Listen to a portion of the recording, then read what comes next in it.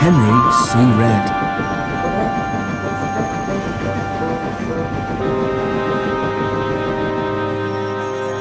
Henry found life boring at the works. The men worked hard to make him better, but it seemed ages before he was ready. At last, however, when he had passed the test to make sure he was mended properly, men came to repaint him. But Henry saw that instead of nice green paint, they had something very different in their paint pots. "That's not right," protested Henry. "The Fat Controller wants me to be green with red stripes, not red all over like tomato sauce." The painters laughed. "You'd look very handsome, Henry," they said, "but don't worry. This paint is a special sort of undercoat. You shall have proper green with red stripes before we've finished." "Undercoat," muttered Henry in disgust. "Whatever would the other engines say if they saw me looking like this?" The men laughed and carried on painting. Early next morning, his driver came. "Wake up, Henry," he said. "There's an emergency at the big station, and the Fat Controller says you're to help." "But I can't go like this," exclaimed Henry. "They'd all laugh like anything." "No choice," said his driver. "The diesel pulling the express has failed, and the Fat Controller needs you to take over. It's either us or a long walk for the passengers, and you know the Fat Controller wouldn't like that." The fireman raised steam as quickly as he could, and Henry, blushing with embarrassment, set off for the big station.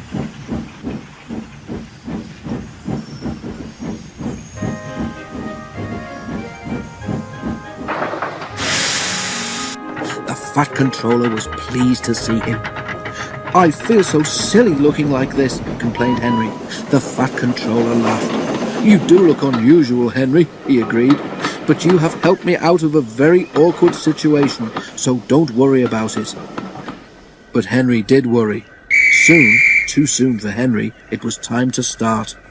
The express was heavy, and Henry felt the drag of the coaches. "We'll need help on Gordon's Hill today," remarked his driver. But they were in trouble earlier than that.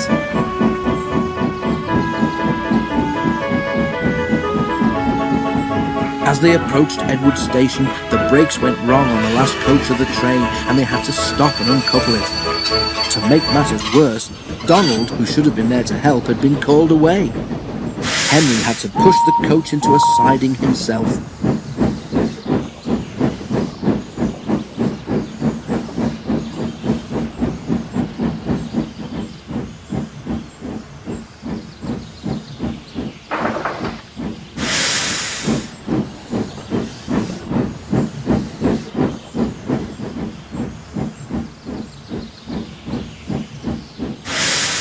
And, without Donald, there was no one to help him on the hill.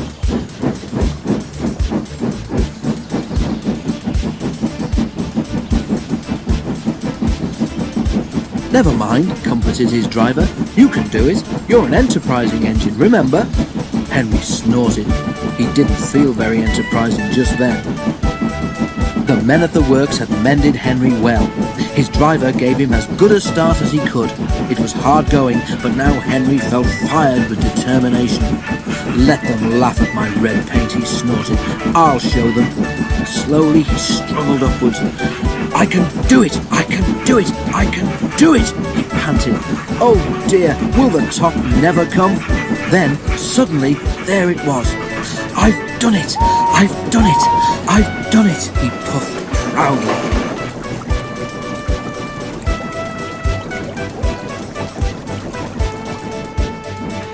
After that, it was much easier, and they reached the other railway quickly.